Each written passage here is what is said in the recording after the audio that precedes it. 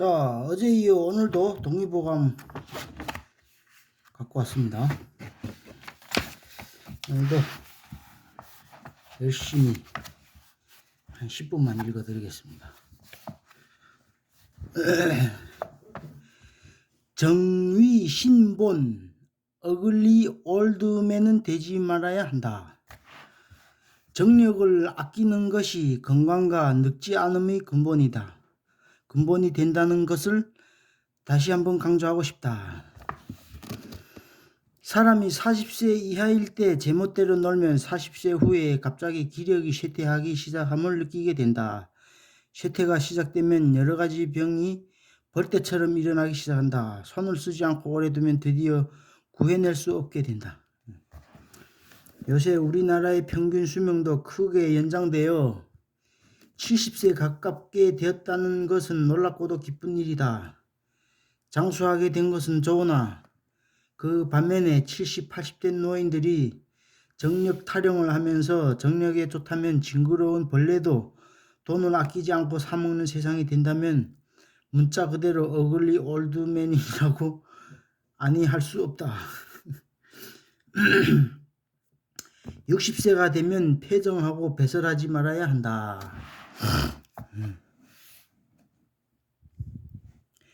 해갑 때쯤 되면 누구나 다 손자 손녀를 갖게 마련이다. 따라서 성행위도 필요 없게 되는 것이 자연적 순리로 되어 있다. 만약 60세가 지나서 수십일 동안 독방을 지켜도 아무런 불편이 없는 사람은 아예 굳게 닫아버리는 것이 좋다. 인생이라는 것이 초등학교에서 중학교로, 중학교에서 고등학교, 대학으로 단계적으로 졸업을 하면서 높아지게 마련이다. 60세가 되어 섹스를 졸업할 수 있게 된다면 얼마나 깨끗하고 드높은 경지가 되겠느냐 말이다. 곱게 늙으면 사람은 누구나 120세를 살게 마련인데 늙을수록 초조하게 되어 산삼이나 노루피다 불개미다 하고 눈이 뒤집히면 결국 진시황처럼 불로초를 구하다 50세도 못 살고 죽는 결과가 된다. 정력은 인체의 근본이니라. 때가 되면 성욕도 끊고, 끊는 게 아니라 끊게 된다는, 자연에 놔두면 그렇게 된다는 거지. 근데 그거를 자꾸 아쉬워갖고, 자꾸 연장하려고 엉뚱한 걸, 뭐, 보약이니 뭐니 엉뚱한 걸 먹게 되면 제 수명을 못 산다는 거예요. 곱게 늙으면 사람은 누구나 120세까지 산다는 거예요. 이것저것 하지 않고 자연에 맞춰서 살아도 120세를 산다는 거예요, 사람은. 근데 그러지 않고 막, 과하게 뭔가 막 집착하고 이렇게 되면 이제 제명을 다 못한다는 거예요. 허심합도 사람의 천명은 120세. 여기도 120세 나오잖아요. 생각할수록 신기한 사실이 있다. 모든 생물, 즉 식물이나 동물은 모두 타고난 수명이 있다. 1년초는 아무리 가꿔도 연내에 말라 죽게 마련이고 소나무, 은행나무는 1000년을 끄떡없이 버틴다. 파리는 일주일이 수명이요 닭은 7년, 개는 15년, 모두 천명을 지니고 태어난다. 닭개가 7년, 닭은 수명이 7년이고 개는 15년이네. 모두 천명을 지니고 태어난다는 거야. 사람은 몇 살까지 살 수 있는 생물일까? 현대과학에서 관찰한 바에 의하면 모든 생물이 완전히 성숙하는 데 필요한 기간이 오갑절을 살 수 있다고 되어 있다. 오갑절. 사람이 완전히 성숙하는데 필요한 기간은 오갑절을 살 수 있게 되어 있다. 사람이 완전히 성숙하는데 사람에 따라 약간의 차이는 있지만 20에서 25세라고 하면 평균을 잡아 사람의 천명은 115세라고도 하고 120세라고도 한다. 그런데 신기한 사실은 동양의학에서도 까마득한 옛날부터 사람의 수명을 120세로 치고 있다는 사실이다. 사람은 만물의 영장이다. 수명이 본래 43,200여일, 약 120세이다. 옛날부터 그러니까 이게 사람의 평균 수명은 120세라는 거예요. 어디서 그런 정확한 숫자가 산출되었는지 몰라도 하여튼 신기한 일이다. 사람은 오래 살려고 애쓸 것이 아니라 어떻게 하면 타고난 120세를 고스란히 사느냐 하는데 문제가 있는 것이다. 사람은 제명에 죽는 존재가 아니라 모두 다 자살해 죽는 존재이다라는 어마어마한 독소를 뱉는 사람도 있다. 양생법은 몸에 손해가 되는 일은 하지 않는 것이 장수하는 방법이니라. 양생법은 몸에 손해가 되는 일은 하지 않는 것이 장수하는 방법이니라. 옛날 말이는 거예요. 사람은 누구나 120세의 수명은 떼놓은 당상으로 타고났는데도 몸에 손해되는 것만 골라가면서 저지르고 정력제라고 하여 정체불명의 물질을 먹는가 하면 별의별 건강법으로 몸을 괴롭히고 있다.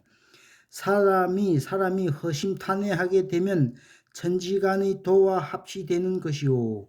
야심이 있으면 도에서 멀어진다. 허심합도의 생활은 120세를 사는 지혜라고 했다. 허심합도. 허심탄회하게 그냥 자연스럽게 산다는 거예요. 괜히 뭐 전역전이 뭐 정체불명의 물질을 먹으면 뭐 그렇게 되면 제 원래 수명이 120세인데 그걸 못 누린다. 그러니까 사람이 살면서 더 오래 살겠다고 이것저것 해갖고 결국 모두 자살해 죽는 존재라는 거예요. 옛날 사람 한 말이.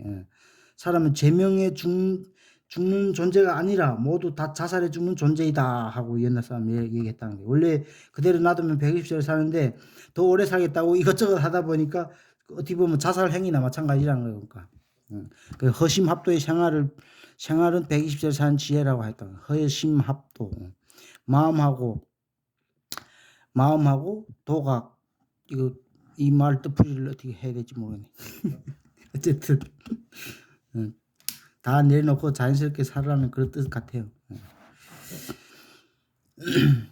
비이불수. 곡기가 원기를 이기면 살이 찐다.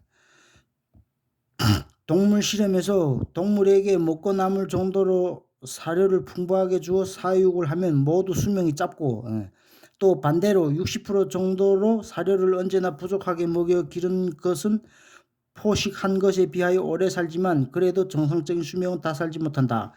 가장 오래 살게 하려면 어릴 적에는 먹고 싶은 대로 먹이고 큰 다음에는 80% 정도로 사료를 조절하여 먹여야 한다는 것이 밝혀졌다.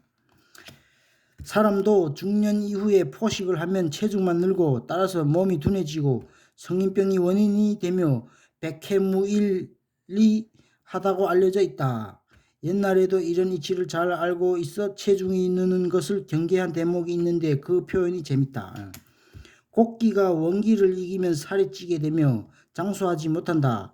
이와 반대로 원기가 곡기를 이기면 살은 찌지 않으나 장수한다.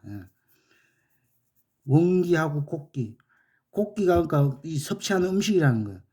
음식이 몸에 비해 많이 먹으면 몸이 상한다는 거예요. 근데 몸에 비해 이 곡기를 적게 먹으면 장수한다는 거예요. 곡기가 원기를 이기면 살이 찌게 되며 장수하지 못한다. 이와 반대로 원기가 곡기를 이기면 살은 찌지 않아 장수한다. 내 몸이 충분하게 소화를 시킬 수 있을 정도만 먹으라는 거예요. 그러니까. 근데 그 이상을 먹으면 살이 찌게 되고 오래 못 산다는 거예요. 사람은 원래 원기를 지니고 태어나는데 그 원기를 유지하기 위하여 곡식을 비롯한 음식물을 섭취해야 한다. 그와 같이 해서 흡수된 음식의 기운, 그것을 곡기라고 표현한다. 흡수된 음식이 그러니까 곡기라는 기운이 원기를 누르면 곡기가 승하게 되어 살이 찌게 된다는 것이다. 원기에 알맞을 정도의 곡기를 섭취해야 되며 사람이 늙어갈수록 원기를 줄어들게 마련인데 이에 대한 평형도 생각하지 않고 음식을 많이 섭취하면 곡기가 원기를 누르게 된다. 나이가 들수록 신체가 그렇게 성인비기보다 젊지 않을 때는 젊지도 않는데 젊었을 때처럼 똑같이 그 음식을 섭취하면 이제 저 원기가 상한다는 거예요. 그러니까 곡기가 원기를 누르게 된다는 거지. 그러니까. 가령 우리 주변을 살펴보자. 먹성이 좋은 뚱뚱보가 된 친구가 있을 때 동의보감의 표현을 빌린다면 정상적인 사람이 아니라 곡기가 원기를 눌러서 생명이 위태로운 사람을 보여야 할 것이다. 음식의 기운이 원기보다 승하면 혈액이 탁해져서 모든 병의 원인이 된다고 생각하는 것이 옛 해석이었는데 과학적 견지로 보더라도 음식의 기운이 지방분, 당분 등이 지나치게 많으면 동맥경화증, 당뇨병이 생긴다는 이치와 마찬가지가 아니겠는가. 그러니까 젊었을 때는 좀 많이 먹고 어릴 때는 나이 들면서는 점점 음식량을 조절하면 적게 먹어야 된다는 거야. 몸 상태에 따라서. 그걸 이제 곡기하고 원기라는 거 하는데 곡기는 먹는 거고 원기는 원래 내가 갖고 있는 신체 조건이란 말이야. 내 신체 조건보다 넘치게 음식을 섭취하면 병이 난다는 거야. 대신에 내 신체 조건보다 넘치지 않게 먹으면 장수할 수 있다는 거니까. 적게 먹으라는 거예요. 나이 들어가면. 그 얘기입니다. 너무 길면 또 재미없으니까 다음 시간에 또 읽어드리도록 하겠습니다.